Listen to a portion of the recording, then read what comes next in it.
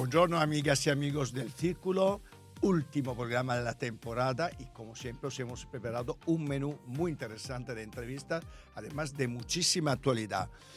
Pero como siempre empezamos con una entradilla pues, en la cual intento seleccionar los temas de actualidad más interesantes, aunque hay días que cuesta un poco seleccionar porque hay muchos.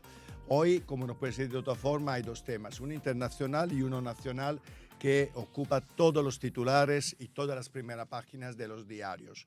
Evidentemente, la primera noticia es que Biden por fin se ha retirado, ha tomado la sabia decisión de retirarse de la carrera para las elecciones a presidente de los Estados Unidos y como no podía ser de otra forma, la candidata principal, casi definitiva, a ser su sustituta como candidata a las elecciones va a ser Kamala Harris, que hasta ahora ha sido vicepresidenta.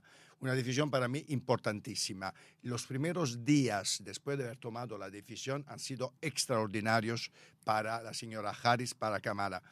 Más de 100 millones de donaciones ya recibidas, más de las 100 que ya tenía Biden, una cosa espectacular que nunca había ocurrido en poquísimas horas, y además más de 2.200 delegados que ya han dado el ok a su candidatura, entre los cuales importantes Clinton, Barack Obama, etc. Por lo tanto, yo diría que casi definitivamente será ella competir contra Trump. Las encuestas ya dan ventaja a Kamala en comparación, en relación con Trump.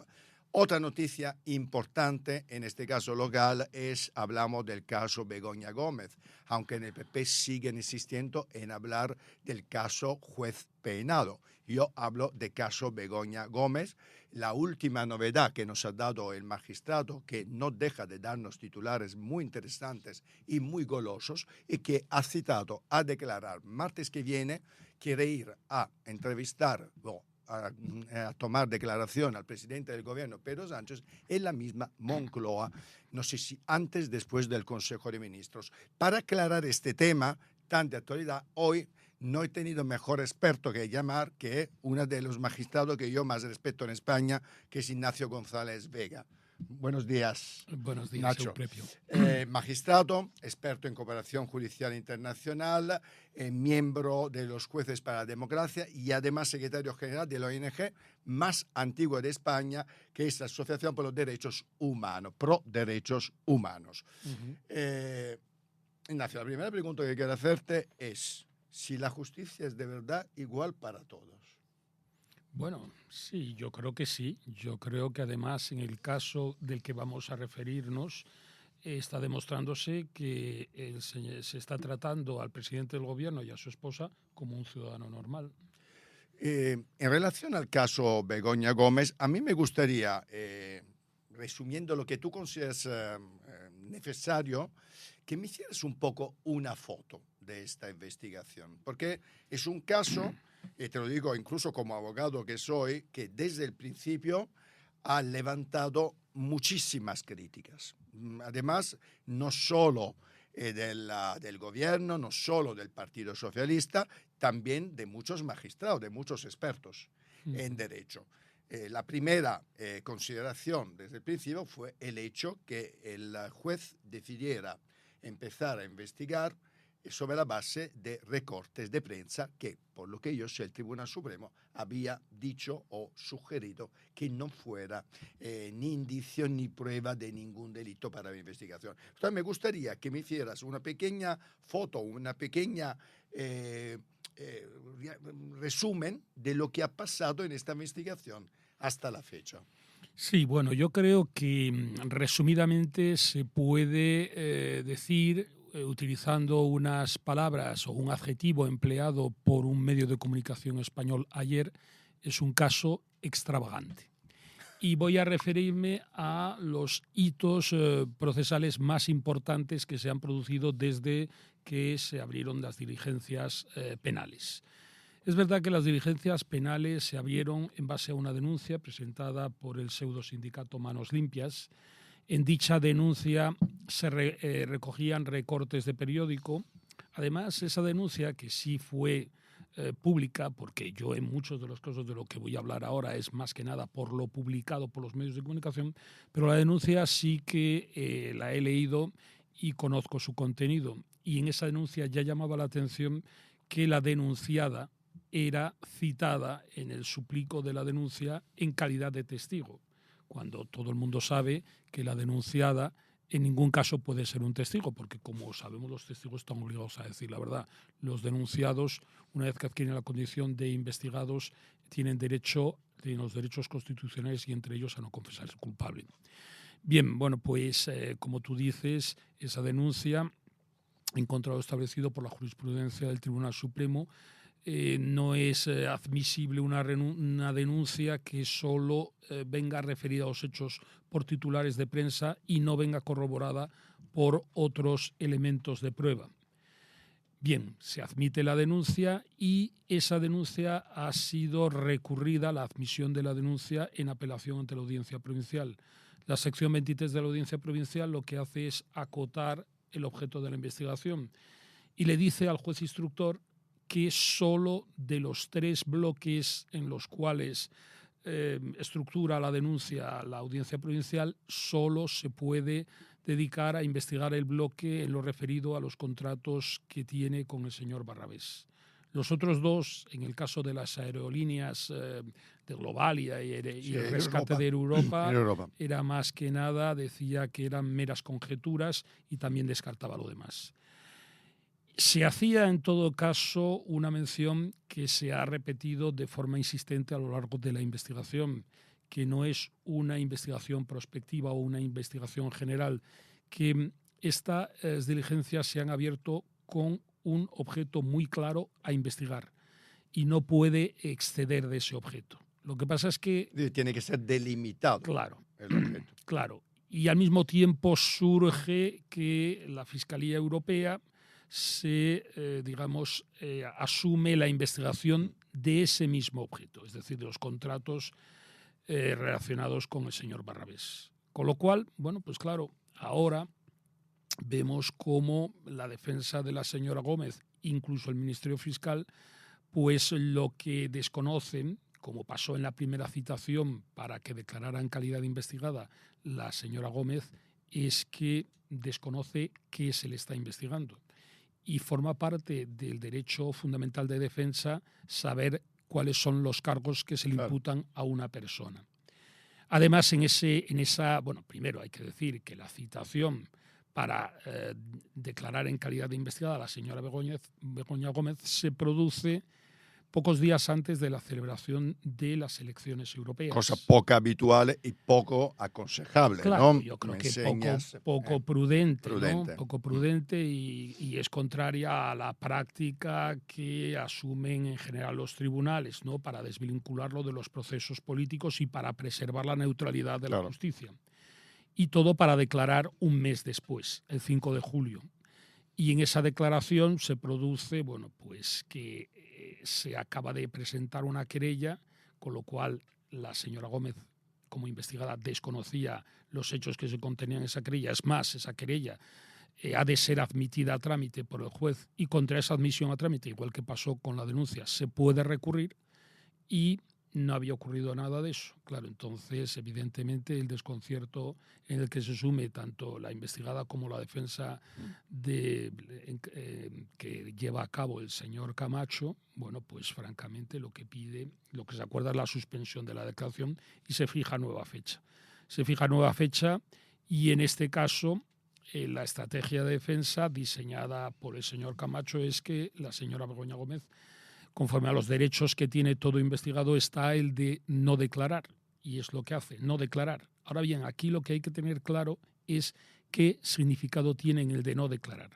Porque a posteriori se han producido reacciones en el ámbito político por parte, asombrosamente, de gente que es experta en derecho, que son abogados, y se dice que no quiere colaborar con la justicia o que el que calla otorga, y en fin, nada de eso supone en España el silencio. El que calla no otorga. eso está claro. Y después no hay un deber de colaborar con la investigación por parte del investigado. El investigado no es objeto de la investigación. El investigado es un sujeto procesal que tiene sus derechos constitucionales. Y en este sentido, el no declarar no supone ni negarlo ni afirmar lo que se está investigando. Y ya el último hito es el hecho de la citación. En muy pocos días se le cita al presidente del gobierno en calidad de testigo, bueno, aparte de la conversión, que eso es más frecuente, de testigos que han sido después atribuida a la condición de imputados por el propio juez instructor. Sí, de Barrabés. ¿no? De Barrabés y del rector de la Universidad Complutense de Madrid, el señor Goyache. Y ya el último hito es cuando se le cita, a petición de una de las partes acusadoras, se le cita a declarar en calidad de testigo. Claro, ahí vamos a ver. Yo creo que hay que detenerse en ese momento porque, francamente, ahí estamos en este momento, en un momento delicado de la investigación. En primer lugar, se dicta una providencia por la cual se acuerda citar a declarar al presidente del gobierno en calidad de testigo. Como cónyuge, correcto, no como cónyuge. presidente del gobierno. Bien. Punto importante. En primer lugar, la providencia, yo creo que además lo más adecuado desde el punto de vista jurídico-procesal hubiera sido la adopción de un auto. Un auto que además en la Ley Orgánica del Poder Judicial se exige que esté motivado. Y además, lo que tiene el auto y no tiene la providencia es que el auto es directamente apelable ante la audiencia provincial. La providencia solo es recurrible en reforma ante el propio juez de instrucción y después es posible la apelación. Lo que pasa es que en ese periodo tan corto de tiempo, desde que es citado como testigo hasta la práctica de la diligencia de investigación, son solamente apenas una semana. Sí, claro. Está previsto el martes que viene, claro, entiendo. El 30 de junio. El 30 de junio, claro, a las 10, si no me equivoco. No lo sé exactamente sí, la hora. Creo que es a las 10. Y en el sistema de recursos en España, pues ni siquiera da tiempo casi a tramitar el recurso de reforma, con lo cual el recurso de apelación, por tanto, ante las vulneraciones en las que pueda haber incurrido esta diligencia acordada por el juez, pues no cabe remedio procesal alguno. Y claro, aquí además está el hecho de, en primer lugar, si un testigo tiene dos obligaciones. Por un lado, comparecer ante la sede del órgano judicial y la segunda es de declarar y decir la verdad. En el caso del presidente del gobierno, establece unas especialidades, igual que para declarar, la ley de enjuiciamiento criminal. Es decir, si el presidente del gobierno declara en base a unos hechos de los cuales ha tenido conocimiento por razón de su cargo, puede contestar por escrito a las preguntas que le formuló el juez de instrucción. En este caso, el juez de instrucción, visto el contenido de la providencia, parte de que esos hechos no los ha conocido por razón del cargo, sino que ha tenido conocimiento fuera del cargo, lo cual es realmente contradictorio y paradójico que en un tráfico de influencias que se le está imputando a su señora, a Begoña Gómez, que es el haberse prevalido de su condición de esposa del presidente del gobierno, bueno, pues resulta que el testigo tenga conocimiento de estos hechos fuera de su condición de presidente del gobierno. Eso implica, según la ley de enjuiciamiento criminal, que el propio juez de instrucción se va a desplazar. Las dos posibilidades son el domicilio o el despacho oficial, es decir, al complejo de la Moncloa, para tomarle declaración. Y en segundo lugar, que como cualquier ciudadano, y eso es muy habitual en los asuntos de violencia doméstica, donde los testigos suelen ser familiares de las víctimas o perjudicados, o incluso los acusados, pues se puede acoger a una dispensa que está prevista en el artículo 416 de la Ley de Enjuiciamiento Criminal y que es el no declarar. No declarar para no perjudicar. En contra del cónyuge. Claro, no declarar para no perjudicar al cónyuge. Y en este caso sí que es verdad que esa no declaración tendrá que ser en base, cuando se inicie el acto de declaración, el acto judicial, pues el juez deberá de interrogarle sobre las generalidades de la ley, es decir, de por qué conoce a la acusada en ese momento, él dirá que es su esposa y a partir de ahí tendrá que informarle de esa dispensa. El presidente del gobierno ya ha dicho que quiere contestar por escrito, ¿verdad?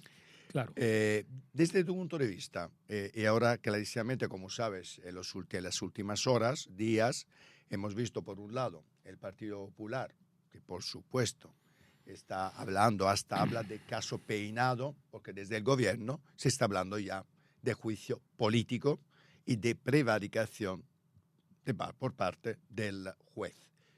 ¿Qué opinas tú de lo que está haciendo este juez? ¿Hay indicios, pruebas o está prevaricando directamente?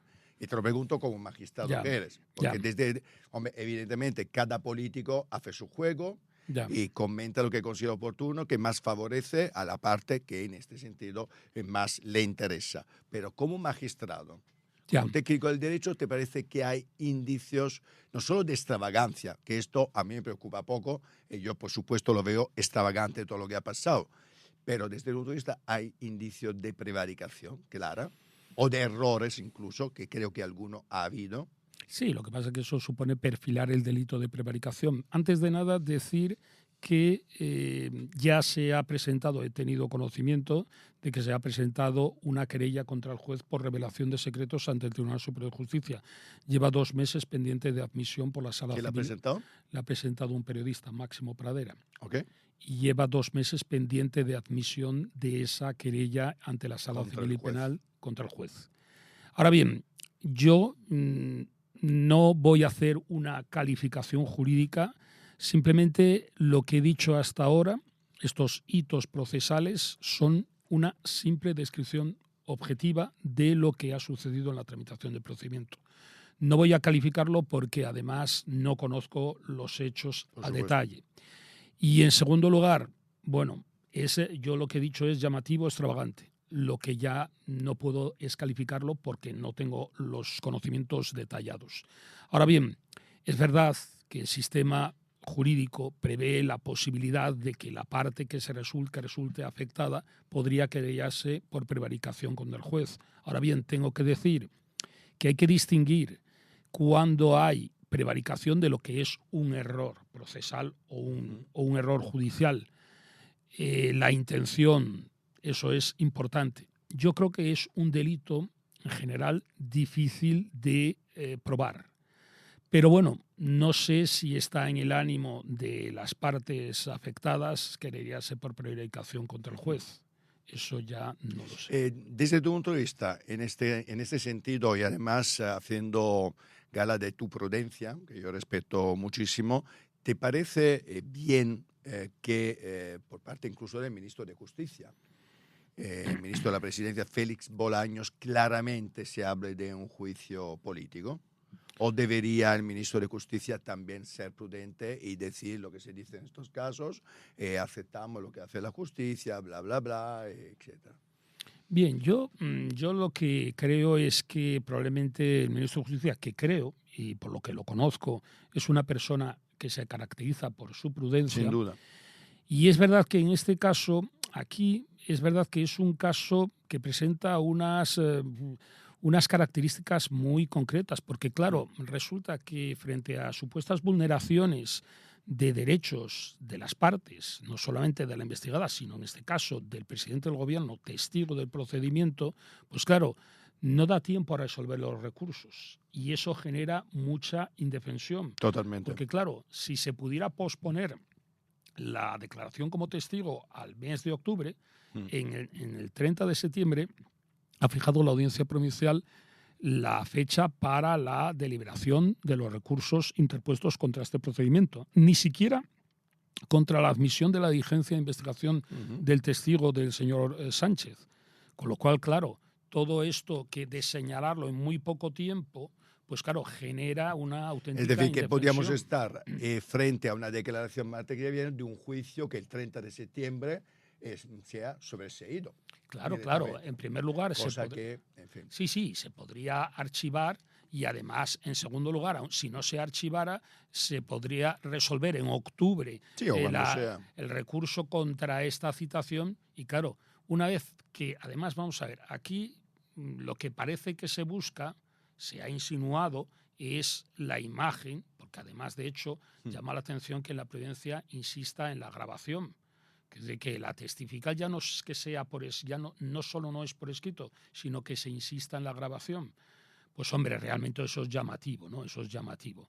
Pero sí, claro, parece que se está buscando más el escarnio público y yo como periodista sí que puedo decirlo, tú no, pero yo sí, que está buscando más el escarnio o dañar la reputación, en este caso de la señora Gómez y del señor Sánchez, más que buscar la verdad, que es lo único que debería interesarnos a los ciudadanos, además que la justicia. Claro, porque además la jurisdicción penal o el poder judicial, lo decía Montesquieu, es un poder terrible y además un poder odioso, porque es el poder de un hombre sobre otro hombre. Y en el caso de la jurisdicción penal supone el daño reputacional, la privación de libertad, en fin, el daño a la imagen de cualquier persona.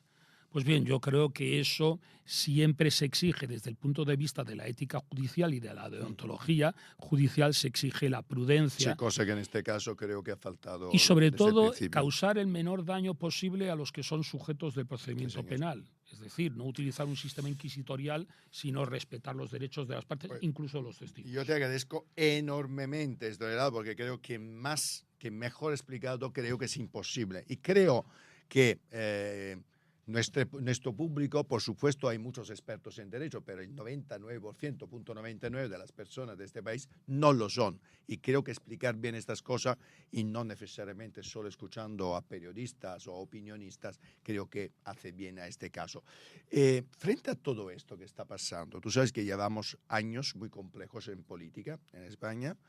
Desde hace mucho tiempo escuchamos hablar la palabra lawfare, que nadie sabía qué era, hasta hace pocos meses. Sin embargo, lawfare sí, hablando un poco de la justicia igual para todos, ¿no?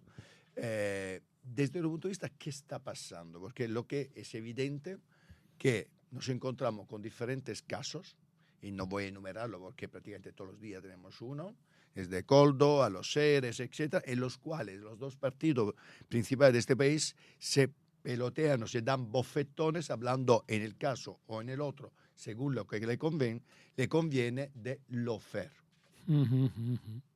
¿Qué está pasando en la justicia de este país? Bueno, yo creo que no solamente en el punto de vista penal, sino también desde el punto de vista de la jurisdicción contencioso administrativa, como por ejemplo las resoluciones del Consejo Fiscal o los nombramientos que hace el Fiscal General del Estado se ven incluso cuestionados por el propio Tribunal Supremo, ¿no? Incluso ahora la causa, que ahí sí que es un poco el mundo al revés, donde los perseguidores frente al perseguido que había reconocido un hecho delictivo, la comisión de unos hechos delictivos, resulta que se han cambiado los papeles y el perseguido acaba siendo el perseguidor de los fiscales. Y ahora nos vamos a encontrar con que puede ser que el fiscal general del Estado acabe imputado o investigado en el Tribunal Supremo.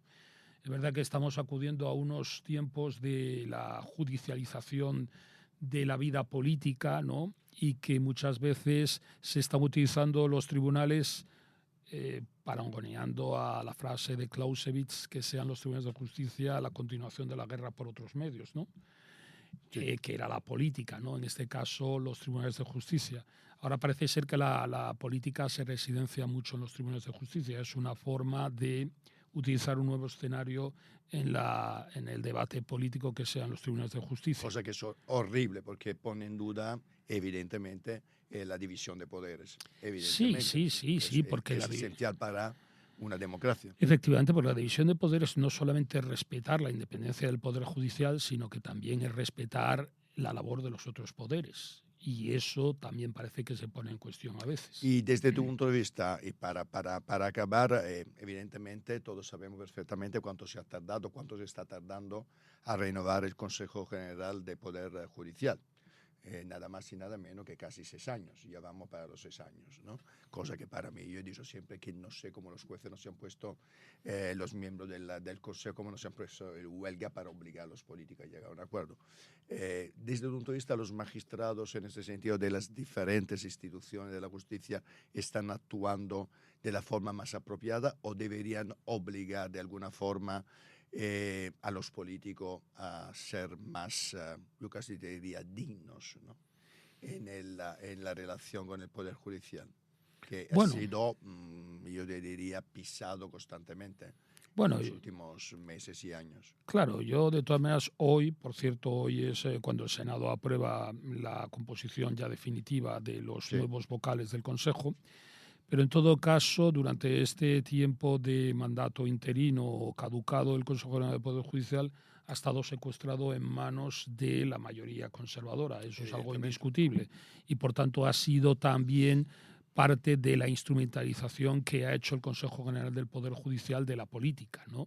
Porque ha sido la utilización de un órgano constitucional instrumentalizado por un determinado partido político, lo cual resulta un tanto fraudulento. Entonces, claro, desde esa mayoría del órgano caduco se han hecho muchas críticas a la labor del gobierno actual.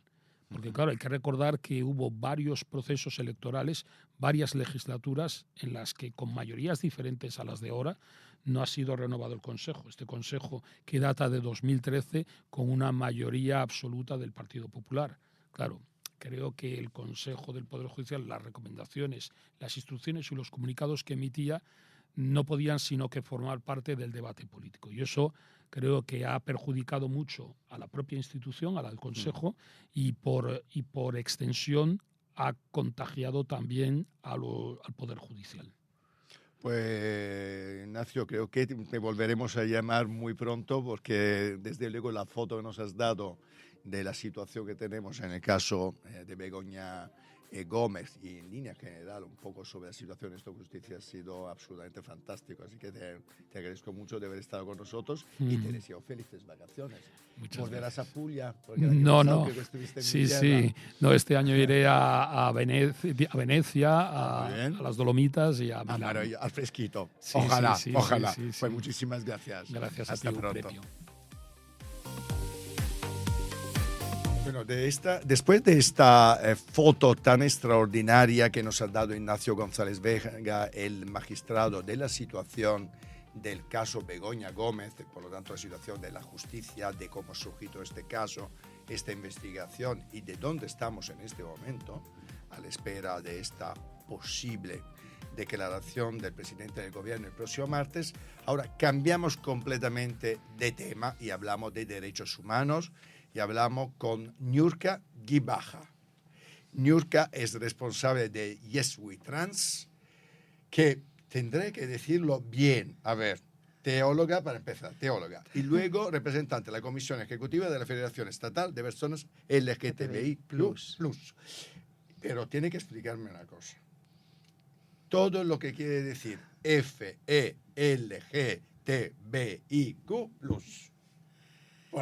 Vamos a explicarlo a la gente, porque de vez en cuando la gente se pierde en las siglas. Cuéntanos un poquito qué es exactamente esta sigla y, por supuesto, luego las funciones que tú desarrollas como responsable del programa de inserción sociolaboral de las personas trans. Pues lo primero, gracias por la invitación. Hombre, gracias Me a ti encanta por estar venir. aquí, además con esta vista preciosa. ¿Has visto? Qué bonito. Y FLGTBI+, como su nombre indica, Federación. La Federación Estatal es una de las organizaciones más grandes y quizá con mucho más años y más importantes aquí en nuestro país para el colectivo LGTBI+, con más de 30 años. Además tenemos muchísimas otras entidades a nivel de todo el país. Y esto nos permite a nosotras en la Federación tener una visión, digamos, más panorámica de la realidad del colectivo LGTBI+ en España, ¿no? LGTBI+, lo que las siglas indican, lesbianas, gays, trans, bisexuales, intersexuales, y el plus, el más, pues todas aquellas identidades o de la diversidad sexogenérica, ¿no? Y dime una cosa, hablamos un poco de la situación de la inserción sociolaboral de las personas trans, que como sabes son las personas que más problema tienen. Porque si en línea general hemos hablado mucho en este programa de las problemáticas relacionadas a la inserción sociolaboral y a la situación laboral de muchas personas LGTBIQ+, las personas trans sufren especialmente. Hablamos de cifras de desempleo, de paro absolutamente extraordinarias, de hasta un 80%. ¿Por qué está costando tanto, desde tu punto de vista, llegar a dar más posibilidades a las personas trans de poderse insertar en el mercado laboral de una forma más fácil? Yo creo que aunque a nivel social, por decirlo así, a nivel amplio y panorámico, se han ido conquistando varios derechos para el colectivo LGTBI+, y también, vamos a decir, para el colectivo trans en estos últimos años, Creo que la realidad que viven con las personas trans dentro del ámbito laboral es una realidad particular y quizás hasta complicada, ¿no? Ujú. Cuando te acercas al ámbito empresarial, te das cuenta que muchísimas empresas desconocen esta realidad. Y casi me atrevería a decir que no es un rechazo, digamos, de LGTBofobia, ¿no? Sino un desconocimiento de no saber qué hacer cuando se acerca o cuando quieren incorporar a una persona en el ámbito laboral.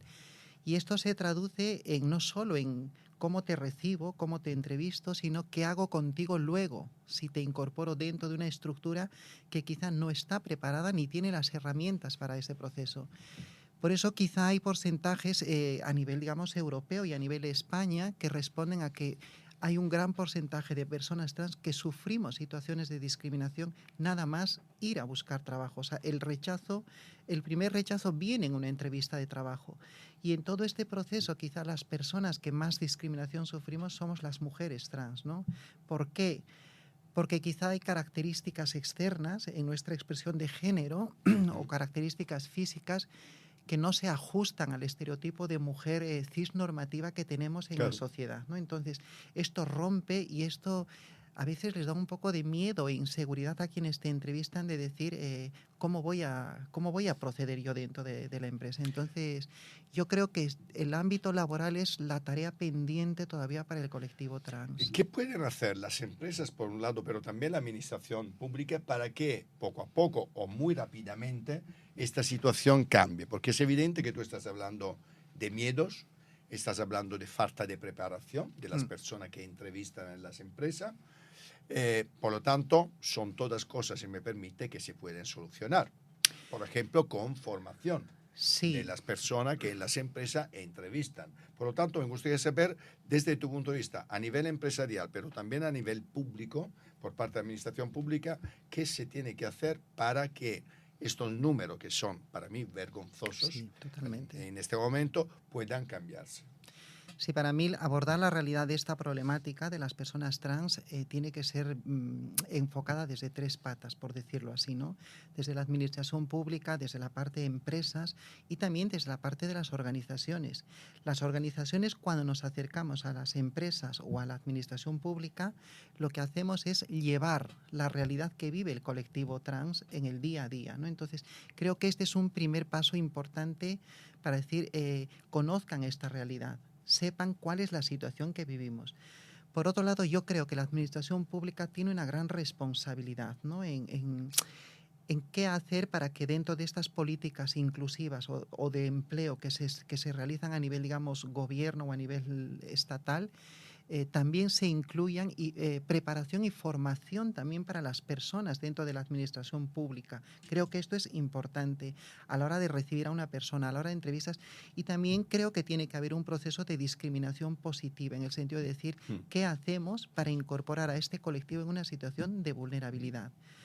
Y este proceso quizá tiene que repercutir y hacer eco también en el ámbito empresarial, ¿no? Para mí el tema fundamental en todo este proceso es el ámbito de la formación. Hay que dar formación y hay que dar sensibilización. Hay que dar herramientas a las empresas que les permitan acompañar todo este proceso, antes, durante y después del proceso de incorporarse. Y por otro lado, también yo creo que hay que ir tocando ya más allá de una formación la estructura corporativa, que para mí es la gran preocupación en este momento. Porque hablar de diversidad no basta con decir he incorporado una persona y he cumplido. Yo creo que ese no es el trabajo, ¿no? Porque creo que hoy en día las empresas están tomando cada vez más conciencia de que cuando hablan de la diversidad están hablando de una cosa mucho más amplia, mucho más profunda, que tiene que tocar y tiene que estar como más enraizada en el ADN de la estructura corporativa, ¿no? Entonces, hace parte de la cultura de la empresa. Entonces, creo que sí es importante la formación enfocada así en el ámbito empresarial, protocolos también, que yo creo que esto es importante, que hablen específicamente de esta realidad y también herramientas o procesos que de alguna u otra manera contemplen cuáles son las necesidades del colectivo trans en el ámbito laboral. Las personas trans, cuando nos incorporamos en el trabajo, tenemos ciertas necesidades que para nosotras sí son importantes y que creo que no están contempladas dentro del paquete, digamos, de derechos humanos que te ofrece la empresa, ¿no? ¿Estarías a favor de tener cuotas para las empresas, por lo menos las empresas grandes? El tema de las cuotas o los famosos cupos laborales ha sido un tema de mucho debate aquí Sí. en España. Y conflicto. Y creo que hay que darle una vuelta y hay que enfocarlo de otra manera. No es pedir una situación de cuota en el sentido de un privilegio, es crear estructuras que permitan disminuir esos porcentajes de tanto desempleo y de tanta vulnerabilidad. Y creo que más que cuotas hay que crear estructuras, hay que crear espacios, ¿no? Y creo que también hay que dar oportunidades. Una cosa que decimos mucho en el programa Yes We Trans cuando vamos a las empresas, es decir, ¿qué hacemos como empresa para adaptar incluso nuestros procesos de selección acordes a esta realidad? Porque hay muchísimas personas trans que sí tenemos potencial, que sí tenemos talento, que sí tenemos experiencia, pero que quizá hemos vivido un proceso, una historia de vida muy distinta al que ha vivido cualquier otra persona en la sociedad. Por lo tanto, cuando tomas conciencia de ello, te das cuenta de que no partimos del mismo punto. Venimos de una situación a veces de desventaja. Entonces yo creo que ahí la empresa, cuando quiere apostar por decir, oye, vamos a empezar a trabajar esta diversidad de manera seria, empieza a repensar incluso sus procesos de selección, ¿no? Y sus herramientas. Tú, Niurka, eres teóloga y creyente. Sí. Y en la universidad te llamaban Roja. Roja. ¿Y cómo viviste tu vida universitaria? Roja, trans y además estudiando teología, que manda... Sí. ¿Eh? Manda ovarios, vamos a decir. Digamos, manda ovarios.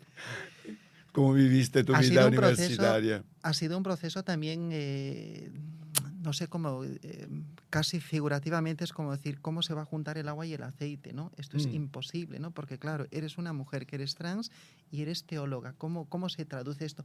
Más en un sector como el de la Iglesia, que todavía es un sector muy cerrado para el colectivo LGTBI+, y ya no digamos para las personas trans. Yo creo que para mí ha sido una experiencia también de rebelarme, ¿no? Contra ciertas estructuras que querían encorsetarme, incluso encasillarme en una forma heteronormativa que no respondía a mi realidad. Sí, porque tú eres creyente. Soy creyente y además lo digo con muchísimo orgullo. Si hago una mirada hacia atrás, siempre digo, creo que ahora yo tengo una gran responsabilidad también en ese espacio porque soy una mujer creyente, estoy orgullosa de mi identidad, estoy orgullosa de cómo vivo también mi experiencia religiosa. Y creo que al final es una responsabilidad también del ser una voz dentro de este espacio donde también creo que hay que seguir rompiendo estructuras. Por supuesto. Y si alguien creyente me esté escuchando, casi es decirle, Dios tampoco no se ha podido equivocar en mí, ¿no? Porque si a ti te ha llamado, a mí también. ¿Cuál ha sido la anécdota peor o negativa, el momento peor que has vivido tú durante tu experiencia universitaria? Si has tenido alguna anécdota negativa. Yo quizá he vivido dos cosas muy negativas que al final te hacen dar cuenta de decir, a estas situaciones te ves expuesta. Cuando yo tuve que sustentar la tesis, cuando tuve que presentar, me estaba jugando mucho. Por lo tanto, me tuve que travestir, voy a decirlo así, me tuve que disfrazar de hombre para la sustentación de la tesis. ¿Qué dices? Porque probablemente el jurado, quienes me iban a en ese momento evaluar, podrían cuestionar ciertas cosas de lo que yo había preparado frente a lo que yo era. ¿Sobre qué era la tesis, si puedo preguntarte? Sí. Yo hice la tesis sobre una reflexión teológica de toda mi formación, además basada en Levinas, un filósofo que a mí me encanta muchísimo porque él habla del otro, ¿no? Del otro como aquel que te interpela y dejarse interrumpir, es decir, el otro que irrumpe en tu vida, ¿no? Sin tener tú que definir a esa persona. Entonces fue ese un momento. El otro momento fue cuando fui a sellar el título en la conferencia episcopal, donde también me jugaba mucho porque si sellaban o no sellaban. Y el último momento de situación, digamos, de transfobia que viví muy, muy notoriamente fue cuando me presenté a una plaza como profesora de religión. Y cuando veo que me han evaluado 1 hora, y cuando les ha encantado mi perfil, cuando tenía un perfil que estaba súper cualificado, cuando querían conectarme con otros centros educativos porque veían que era una persona que podía ser potente, y cuando en ese momento yo al día siguiente tuve que ir para llevar el título que no tenía cambiado el nombre. Y tuve que decirles, soy una mujer trans. Y la directora me dijo, ay, pues no sabíamos. Pero no tenemos ningún problema, me dice. pero tengo que hablar con la Madre Superiora, bueno, con todo el mundo. Yo ya sabía y me dijo, ya te llamaremos. Por supuesto, nunca me llamaron. ¿Qué hiciste? Que es curioso que en ese momento, días después, se me acerca una profesora del mismo centro y me dice, qué irónica es la vida, porque justo este año en este centro educativo estamos trabajando como eje transversal la diversidad y apareces tú y pasa esto. Y de todas las personas que se han presentado, tenías la mejor cualificación. ¿Y denunciaste? No denuncié, porque... ¿Por qué?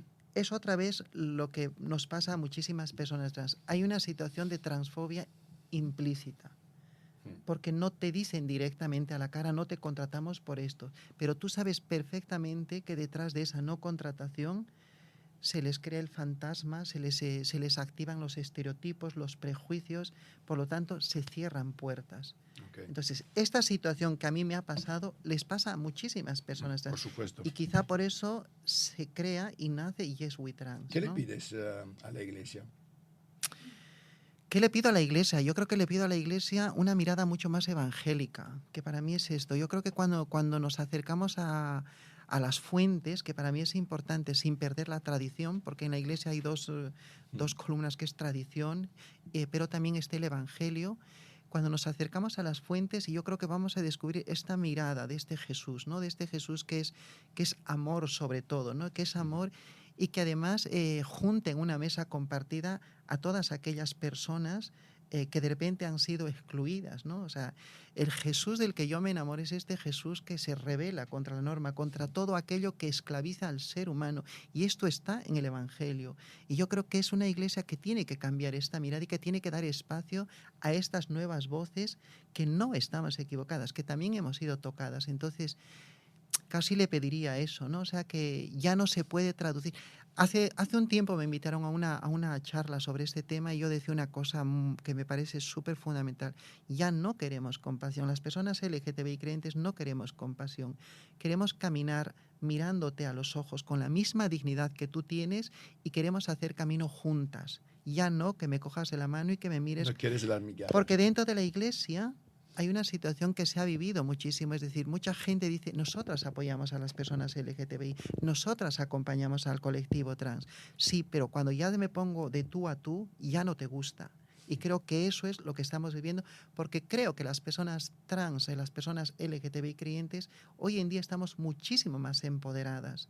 Y cuando estamos empoderadas estamos mucho más orgullosas de lo que somos, de lo que creemos y de lo que vivimos, ¿no? Entonces, creo que una iglesia que tampoco no rompe y no se abra a la diversidad va a ser una iglesia que va a quedar obsoleta. Hombre, yo creo que no solo obsoleta, es contraria justamente a los principios. Al Evangelio. Al Evangelio, Totalmente. ¿De dónde eres, señor? De Vallecas. De Vallecas. ¿Y qué tal tu familia? ¿Cómo cómo has vivido con ellos, con tu familia, con tus padres? Yo creo que toda mi familia, sí, toda mi familia ha hecho un proceso paulatino y poco a poco, ¿no? Es decir, y creo que yo también he sido consciente y he tenido la paciencia de dejar que cada persona viva su proceso así como lo he vivido yo, ¿no? ¿Has respetado sus tiempos? Sí, por ejemplo, la relación con mi hermana es súper estrecha, muy profunda. Uno de mis hermanos me decía, no entiendo mucho esto, pero quiero que sepas que te quiero mucho. Sin embargo, la reacción de otro hermano mío fue, ¿y ahora qué va a decir la gente? ¿No? Es decir, y la respuesta de mi madre, por ejemplo, fue una respuesta muy lógica, muy razonada, que yo me quedé sorprendida, pero decía, es una respuesta que le falta amor, le falta afecto, le falta cariño. Pero creo que ella también ha hecho un proceso de asimilación, ¿no? Esto lo vivimos todas las... Pero una cosa que lo tengo clarísimo es que yo creo que esta soy yo y no estoy dispuesta a sacrificar mi identidad, mi autenticidad por nadie ni por nada en el mundo, ¿no? Y creo que eso es lo que al final nos llevamos muchísimas personas LGTBI, sobre todo las personas trans, porque hemos cruzado, hemos roto quizá una barrera en la que se nos había querido encasillar y que al final dices, esto es lo único que tengo, ¿no? Y si tú me quitas esto, me estás quitando mi dignidad, mi humanidad. Sin duda. Y eso no podemos consentir. Y eso no se puede Eso no podemos consentir nunca. ¿Qué ¿qué le pides a la gente para ayudar a Yes We Trans? ¿Cómo podemos ayudar todos a tu asociación? Pues mira, aquí me voy a explayar. Venga. A las Bueno, personas... empezamos ya, si que te parece. Sí. Nosotros acabamos siempre esta entrevista con minutos de oro. Digo minuto porque no es un minuto. Y siempre nos pasamos. Por lo tanto, mira, ahí tienes la cámara para decir sí, a cámara todo lo que todo lo consideres oportuno. A ver, yo a la sociedad lo que le pido es una frase que repito muchísimas veces: conozcan nuestras historias, escuchen nuestras voces. Y cuando conozcas la realidad que vivimos, quizá vas a entender por qué es importante un programa como Yes We Trans. Al gobierno, a las autoridades les digo, creo que Yes We Trans tiene que ser una responsabilidad no de un colectivo o una organización, sino una responsabilidad de gobierno y de Estado, porque estamos viendo los altos porcentajes de discriminación que vivimos las personas trans, no porque no tengamos capacidades ni cualificación. Lo más doloroso es que se nos rechace y se nos discrimina por ser como somos. A las organizaciones que creemos sinergias.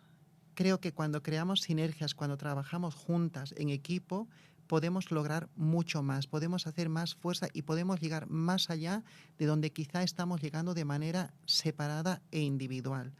Yes We Trans es un programa que nace para incorporar a las personas trans en el ámbito empresarial, y si tú eres una organización que hace un proceso de formación, de preparación, de empoderamiento de las personas trans previa a la incorporación, creo que luego sí podemos conectar para que Yes We Trans se encargue de incorporarles en el ámbito laboral.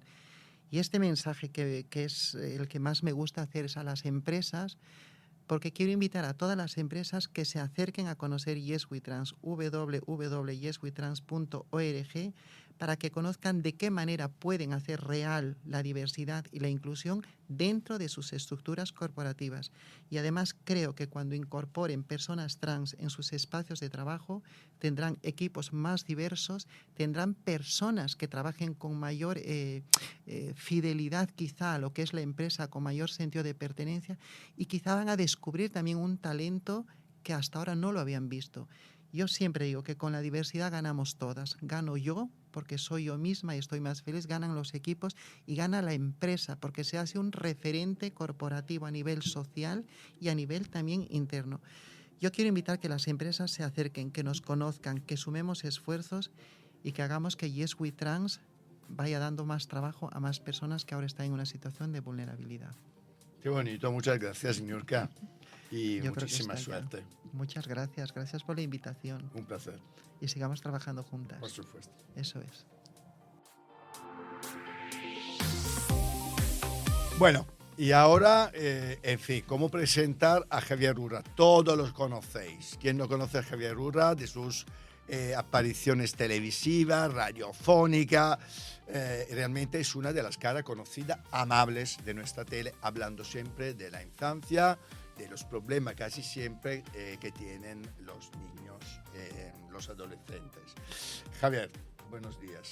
Pues muy buenos días, Un encantado de que estar estés por contigo, aquí. encantado de estar con este magnífico equipo, ¿Has visto? encantado de estar en Casi esta niños. ciudad. Bueno, aquí todos somos niños.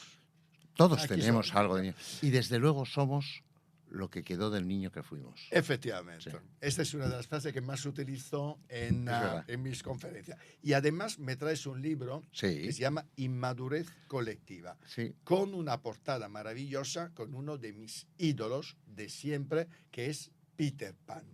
Pues háblame de inmadurez colectiva.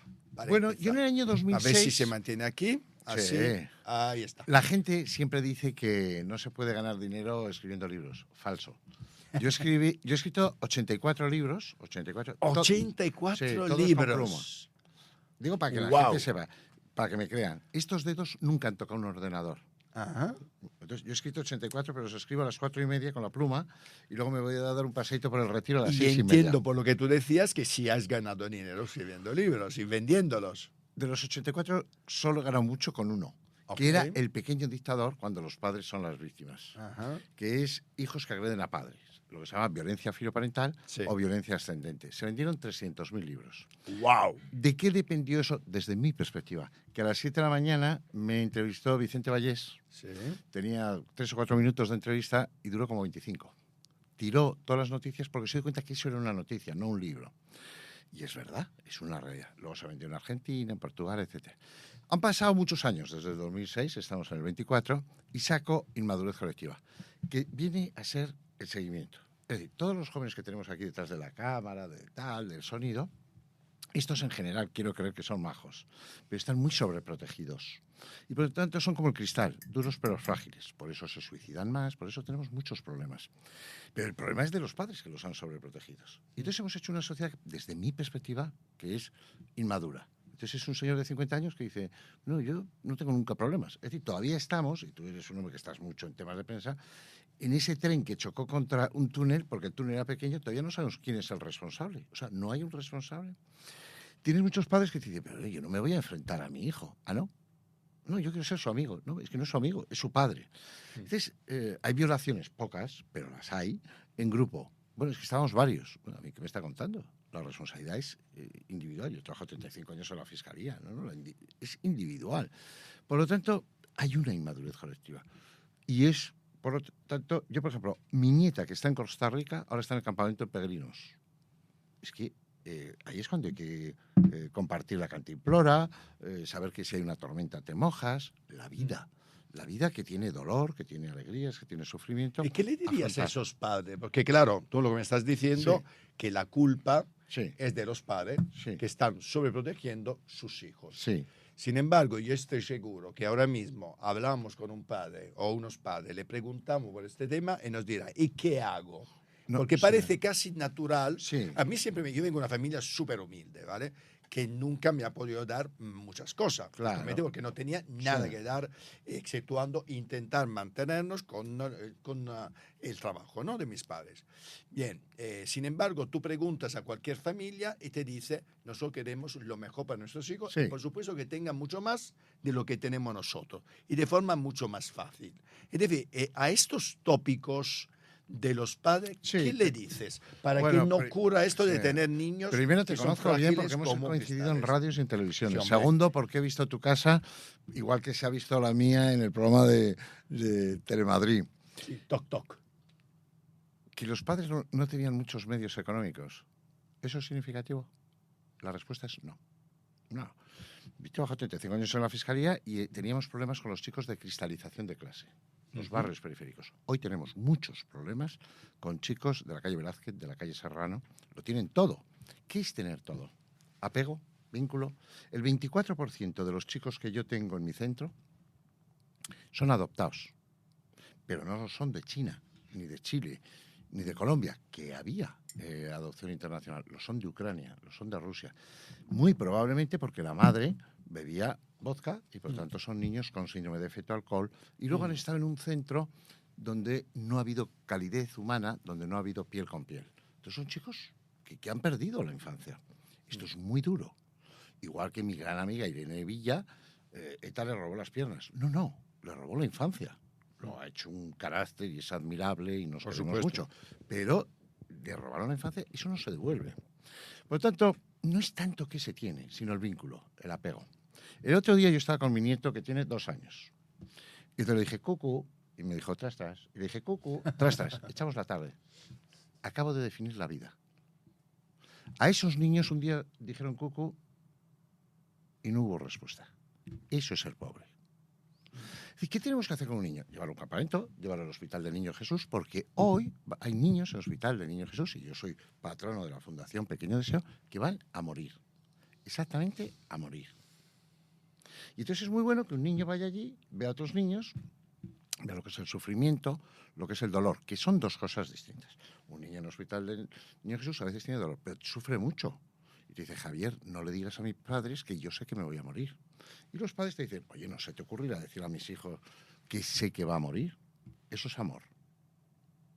Entonces ese niño, cuando ve y no hay que explicarle mucho, pues ya no le ocupa tanto que me compre tal marca de zapatillas. Otra cosa que tiene que ir a hablar Dice que hay que enseñarle los la valores. vida, claro, y Ah, tienes los un valores hijo de con la vida. 14 años, pues te subes a Navacerrada, no hablas y ves amanecer. El chaval va a pensar, mi padre ya pensaba yo que estaba un poco colgado. Pero no lo va a olvidar jamás. Sí, hay que afrontar la vida, hay que ver la Gran Vía, pero hay que ver la pobreza que hay en Madrid. Y sin embargo, parece que ahora mismo, regalando un iPhone, un iPad o cualquier instrumento digital, parece que los niños se pueden educar solos, ¿no? Bueno, yo Es uno de estaba los esta grandes mañana problemas que en el tenemos. centro de Brea de Tajo. Tengo 99 Que, por chavales. cierto, quiero que me cuentes un poquito tus centros. Tengo 99 chavales, venidos de toda España. 12 99. hoy intentan suicidarse. Intentan, en todo momento, hoy. Entonces, claro, para dormir, duermen con 2 personas que tienen que estar atentísimas. Entonces me dice uno, vaya reloj que llevas. Digo, cojonudo. Dice, es de oro. Digo, eso no es el tema. Es que mi madre está 8 años con un Alzheimer y no conocía a su hijo, que coincide que soy yo. Pero sí miraba este reloj, que era el de mi padre. ¿Qué valor tiene? No qué cuesta, sino cuánto vale para mí este reloj. Eso es lo que tienes que trasladarle a un chaval. Y lo que tenemos que hacer con los jóvenes es decir, oye, ¿tú quieres ayudar a los demás? Por tanto, esto de me estoy deprimiendo, no tengo mucho sentido, eso no quita que tenemos problemas estructurales. ¿Cuándo se van los jóvenes de casa? Cuando ya no son jóvenes. Pues si se van con 30 años y 3 meses. Si un alquiler en Madrid cuesta 920 euros y cobran como mucho, eso es el 95% de un sueldo. Por lo tanto, tenemos problemas que son de estructura. Todo es para los de la tercera edad. Coño, yo estoy más en la tercera edad que en la juventud. Pero hay que ayudarles a tener perspectivas, a que hablen, a que opinen, a que no tengan desesperanza. Lo que dijo Víctor Frank, la razón de mi vida. Yo, os lo digo, he tenido 2 infartos. Llevo 6 stents en el corazón. Yo no tengo miedo a la muerte. Lo que tengo miedo es a no hacer lo que tengo que hacer cada día. Por eso todos los días de mi vida me levanto a las 4:30.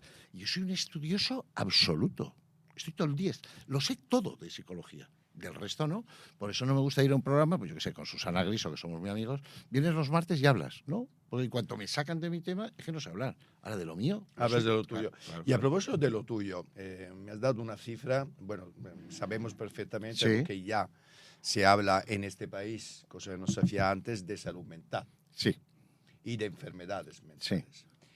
Has hablado antes de que hoy has tenido que enfrentarte en tu centro a 11, me has dicho, intentos 12 de niñas suicidio. que están ahí y que no tienen una razón. Cuidado, déjame que te diga una cosa. Pero, por ejemplo, tuvimos una niña que se llama Lucía y se corta las venas. Yo le dije, esto no puede ser, esto se llena de sangre, esto es un desastre. ¿Por qué no escribimos una guía, te hago un prólogo? Y entonces me dijo la niña, ¿y con eso salvaríamos una vida? Y dije, no lo dudes.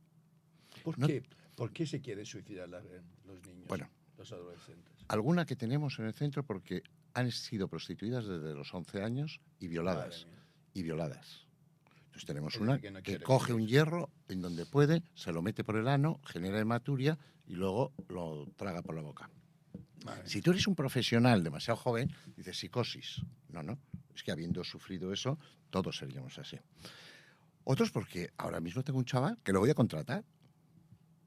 Lo cogimos así, es así. Y me dicen sus padres, que son de adopción, no lo quiero. Lo quieren los abuelos, pero los abuelos son muy mayores. ¿Qué voy a hacer? Pues que haga formación profesional y que trabaje con nosotros. ¿Tú sabes qué trabajador voy a tener yo? El mejor. Pero si le ves su cuerpo, está autolesionado. Es decir, hay mucha patología que es exterior. Y acaba viviéndolo un niño y dices, este niño tiene un problema. Bueno, sí, el problema es de dónde viene. Que no es un tema socioeconómico, claro, que enriquecer la sociedad y hacerla más justa sería mejor. Pero cuidado, porque he oído a alguna ministra diciendo, es que mejoremos los sindicatos. Bueno, mejorando los sindicatos, ¿cree usted que vamos a abordar el cáncer de páncreas o el autismo? O sea, ¿usted cree? Vamos a ser serios. Hay cosas que se heredan, hay otras que se adaptan, hay otras que son yo y mis circunstancias, que decía Ortega y Gasset, pero cuidado, no a los psicofármacos. ¿Pero qué me está diciendo? Naturalmente que lo mínimo posible. España es el país del mundo que consume más hipnóticos, más antidepresivos. Sin duda.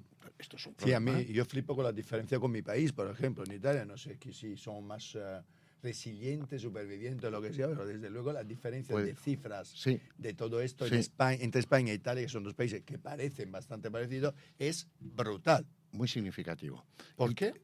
No lo sé. Es que no lo entiendo. En España es que se ha convertido en algo... Bueno, quizá tenemos pocos profesionales para lo que es una psicoterapia, que una psicoterapia, lo que estamos haciendo tú y yo, es un juego socrático. Uno pregunta, el otro plantea... Sí, pero tú te vas a un psicólogo a los 10 días y tienes un problema un poco más grave, te da unas pastillas. Claro, y eso es lo que no debe de ser, claro. porque entonces esto creo que mucha gente lo ha vivido, que buscaba un apoyo psicológico y le han dado 2 pastillas. Exacto, pero te voy a dar una respuesta interesante porque además en el ámbito periodístico siempre gustan los datos. El 70% de los trastornos, es decir, 1 de cada 4 sufrirá un trastorno mental severo. O 1 de 4 sufriremos un trastorno mental severo. El 70% hunde su etiología, sus raíces en la infancia. ¿Con quién hay que trabajar? Con los niños. Por ejemplo, el 15% de la población juvenil sufre depresión, pero no tiene nada que ver con la depresión de adultos. El adulto pues deja de vestirse, está melancólico. El adolescente muchas veces lo que vemos es que se pone negativista o posicionista, pero es que empieza a no tener ilusión. El otro día llevé a mi centro a 4 cátedros de Universidad Politécnica, 2 de Málaga, 2 de Madrid, y estamos intentando hacer un algoritmo para evitar algún caso de suicidio. Claro, les metí con 25 niñas, entonces las niñas les explicaban por qué quieren suicidarse, a qué años empezaron a tener intentos reales, y cómo entran en las redes y pone, si tienes un problema, llama a este teléfono, serás atendida por tanto. Y dice, si yo no quiero eso, si yo lo que voy buscando es... En Roncesvalles 2, en Frente Retiro, yo abrí un centro, un hospital de día, las navidades del año pasado. Lo tengo lleno. Todo son niñas con anorexia. Y entonces hablábamos del peso, del adelgazar. Te dicen, pero mira cómo estoy, pero mira cómo... Se ven gruesas. Son niñas anoréxicas, que tienes que entrar en el baño con ellas porque se provocan el vómito. La gente cree que no existe tanto trastorno mental, pero existe. El COVID nos ha dañado un poco, pero los problemas venían de antes. Y dime una cosa, ahora estamos en pleno debate, como sabes perfectamente por la actualidad, sobre en niños los famosos MENAs, ¿no? Sí. Ya la frase, ya el título MENA me horroriza, pero es así, como se llaman los MENAs, es decir, los niños de hijos de inmigrantes, que vienen a nuestro país sin padres, solos. Y tú has visto la batalla política que ha habido, a mí me parece absolutamente vergonzosa, porque además estamos hablando de 2.000 niños, no estamos hablando de 2 millones ni de 200.000. ¿Qué consejos darías, en este caso, a la administración pública para enfrentarse a este tema? Bueno, lo que tú puedes dos cosas, ayudar, que seguro es mucho. 2 cosas. Una, quitando y con respeto a los aztecas, la cultura del mundo nació aquí, en el Mediterráneo. Es Grecia, es Egipto, es Roma, es España. Yo he estado mandatado por un gobierno, no el actual, y he estado, por ejemplo, en Marruecos, con el embajador. Es un tema muy complejo, porque geográficamente, como Italia, estamos en un lugar donde, bueno, y si un país... De recepción de inmigrantes. Si un país pone más guardacostas, van a entrar por el otro lado. Por cierto, que somos todos Europa. Es decir, que luego el chico viaja a Holanda. Segunda cuestión.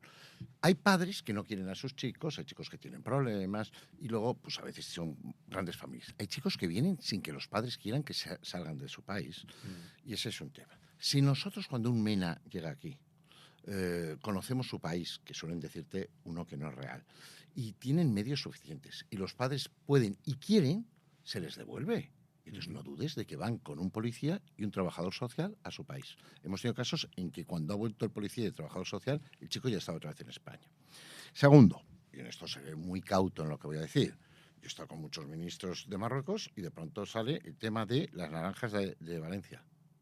Yo vengo aquí mandatado para hablar de menores. Sale un tema que importa mucho al rey de Marruecos, que es la pesca. Pero es que si te descuidas, casi sale el nombre de Canarias. Por lo tanto, el juego de menores es un tema complejo. Una vez que llega un menor a España, es un niño. Y niño es una palabra mucho más importante que inmigrante. España firmó y ratificó la Convención de Derechos de la Infancia, que solo hay 2 países que no lo han ratificado. Uno de ellos, Estados Unidos. No, lo firmó, pero no lo ratificó.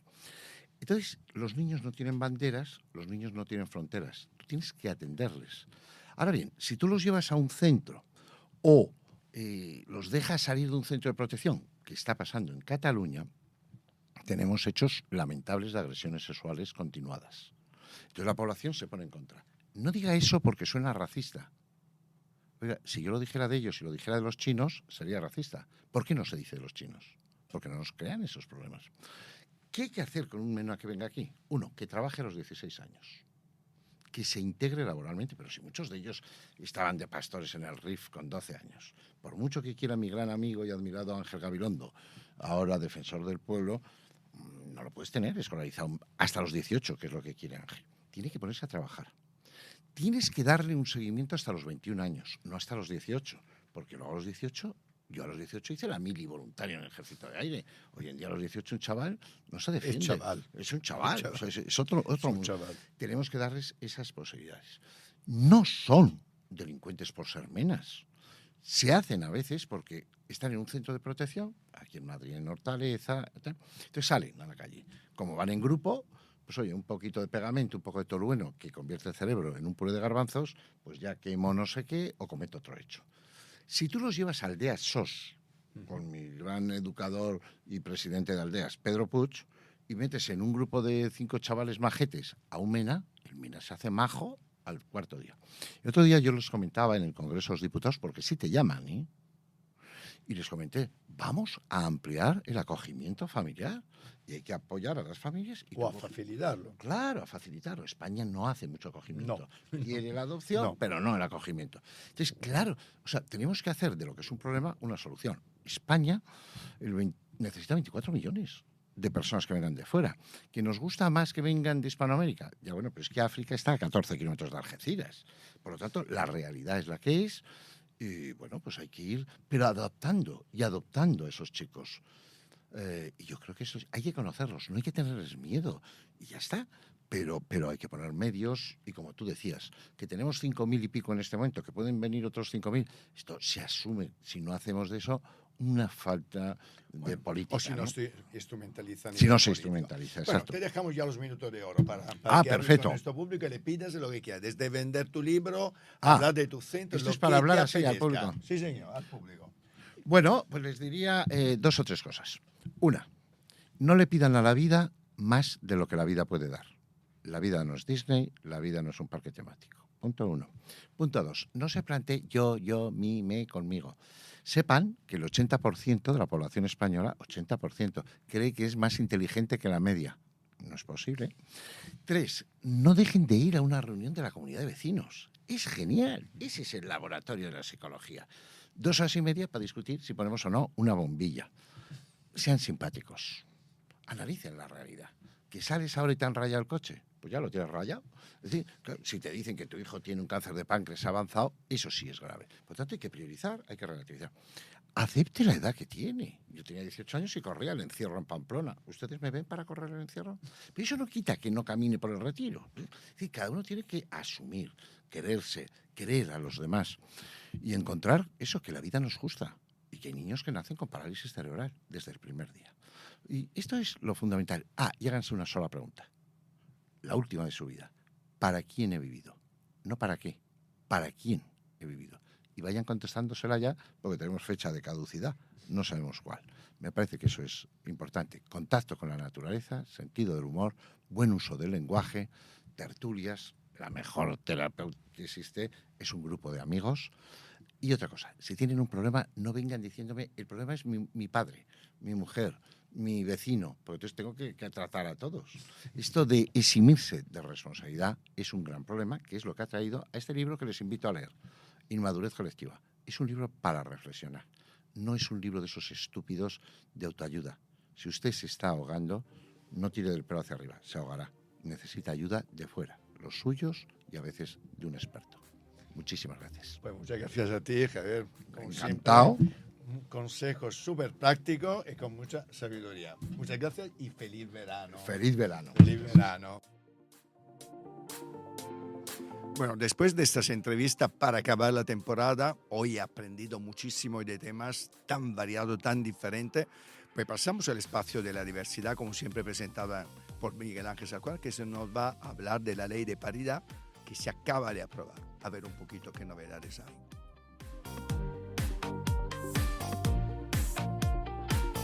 Ya sabréis que el pasado martes se aprobó en el Congreso la Ley de Paridad. En concreto, el nombre es Ley Orgánica de Representación Paritaria y Presencia Equilibrada de Mujeres y Hombres. ¿Esto qué quiere decir? ¿Qué es lo que ha establecido esta ley? Pues, en resumidas cuentas, que debe haber un mínimo de un 40% de mujeres en los órganos de gobierno, en los órganos de poder de las grandes empresas, de las administraciones públicas y también de ámbitos como el deporte, los órganos judiciales o las fundaciones, por ejemplo.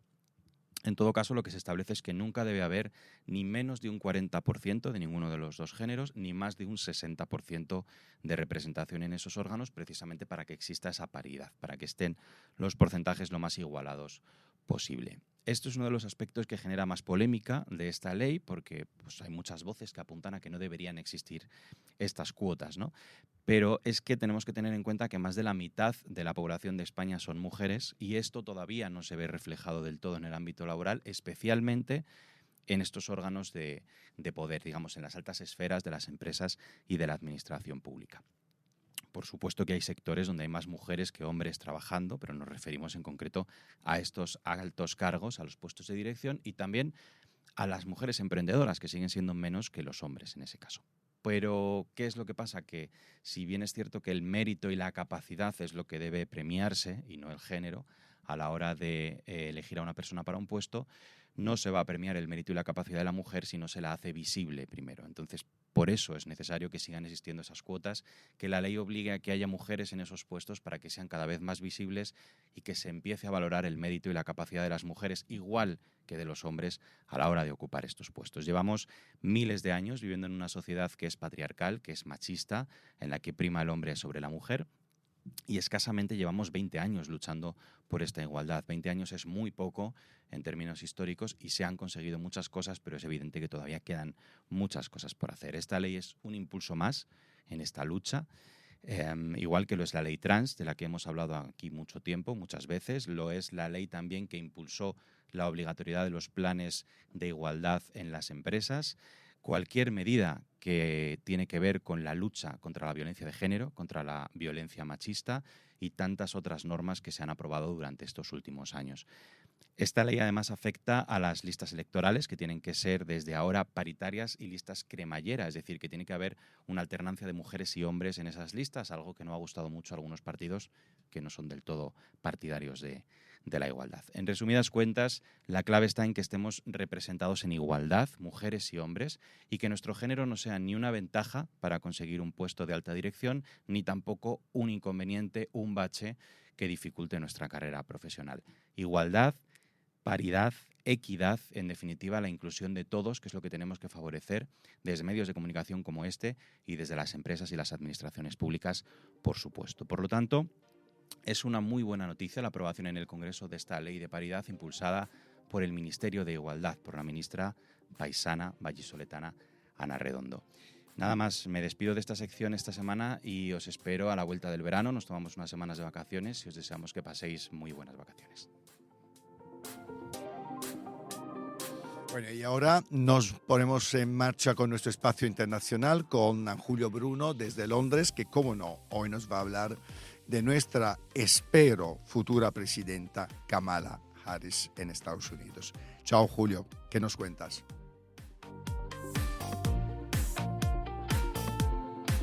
Hola Euprepio y amigos del Círculo Independiente, aquí estamos en el último capítulo de esta temporada y os quiero hablar del final de temporada, que no de serie, de la gran telenovela que todo el mundo sigue, que es la telenovela llamada América.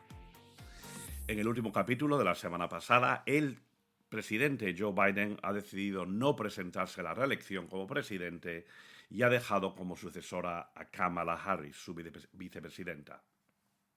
Esto ha descolocado muchísimo al equipo de Trump, que había creado toda la campaña y todo el dinero de la campaña para demostrar que Joe Biden es un anciano incompetente, a pesar de que solo tiene 3 años más que Donald Trump. Es verdad que tras el debate, el fiasco del debate, no tenía mucho sitio a donde ir el señor Biden y todo el mundo en el partido, o casi todo el mundo, le pidió que por favor no se presentara. Y ahora entra Kamala Harris, 20 años o 19 años más joven que Donald Trump. Mujer de origen indio-africano, su madre es india, profesora de biología y su padre es africano-jamaicano, profesor de económicas de Stanford. Y ella, Kamala Harris, que fue senadora por California y también su fiscal general, una persona inteligente, leída, cultivada, y que esto a Trump no le gusta nada. Y ya han empezado los ataques contra Kamala Harris, que se mete con su sonrisa, que es grande, se mete con su risa, que es fuerte, y se mete porque es mujer. Incluso su candidato a vicepresidente se ha metido con ella porque no tiene hijos propios, porque son adoptados.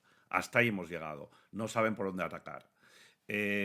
Además, Kamala Harris viene con ya un poco de apoyo importante por parte del partido. De hecho, las 24 horas siguientes a su, digamos, nominación por parte de Joe Biden ha sido el récord de dinero que ha conseguido la campaña nunca. Muchísimos millones, al principio se hablaba de 80 millones, después se hablaba de 150 millones de dólares, que los super PAC, que se llaman los personas, los individuos, han estado dando a la campaña. Quiere decir que de repente Kamala Harris ha reinvigorado la campaña que con Joe Biden estaba más bien apagada. Esto da muchísimo miedo al partido MAGA de Donald Trump, porque ya no lo podemos llamar partido republicano, el partido MAGA, Make America Great Again de Donald Trump, que ahora se llama MAGA-A, es Make America Great Again, porque claro, ya no lo hizo la primera vez, pues a ver si lo hace la segunda, ¿no? Esa es como yo lo leo. En esta telenovela, como digo, la realidad ha superado la ficción. Y ya aquí estamos en una política que no es política, son ataques personales, sobre todo de parte del señor Trump, y Kamala Harris, que es una abogada, que es fiscalista, que esto, por supuesto, a ella le molestaba más bien poco. De hecho, el debate que iba a pasar en septiembre entre Biden y Trump, de momento, el equipo de Trump no quiere hacerlo con Kamala Harris. ¿Por qué? Bueno, están diciendo que es porque todavía no ha sido nominada oficialmente, pero realmente es porque tienen miedo de que Kamala Harris, una persona inteligente, destroce al señor Trump, que es un gran actor, que es un hombre de pantalla. Nos lo demostró el día del atentado terrorífico contra su persona, cómo él tuvo la clara visión de levantarse y poner el puño en alto. Entiende muy bien las cámaras, entiende muy bien lo que es estar en el ojo público. Pero Kamala Harris es una fiscalista que está acostumbrada a lidiar, como ella acaba de decir, a lidiar con tipos como Trump. Así que nos avecina un final de temporada en noviembre increíble. Tendremos el último capítulo con quién va a ganar estas elecciones y esto ha cambiado. Ya no es el viejo Biden contra el joven Trump, sino la realmente joven Kamala Harris contra el viejo Trump. Muchas gracias por habernos escuchado todo este año y os vemos en la siguiente temporada. Adiós, Subprepio.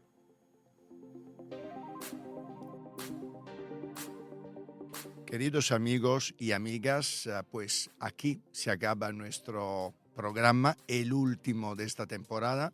Llevamos ya 7 meses con vosotros. Espero que hayáis disfrutado mucho, aprendido mucho. Espero que os hayamos informado con mucha objetividad. Desde luego lo hemos hecho con muchísimo cariño, pasión y con muchas ganas. Creo que siempre se dice que hay muchos espacios para informarse y yo creo que no sobran espacios para informarse y por lo menos como lo hacemos nosotros, que con el corazón. Espero que hayáis aprendido mucho y espero volver a veros y a escucharos en septiembre con los nuevos programas del Círculo, aquí desde el Círculo de Bellas Artes, desde Radio Círculo. Un beso a todos y espero que paséis un verano maravilloso.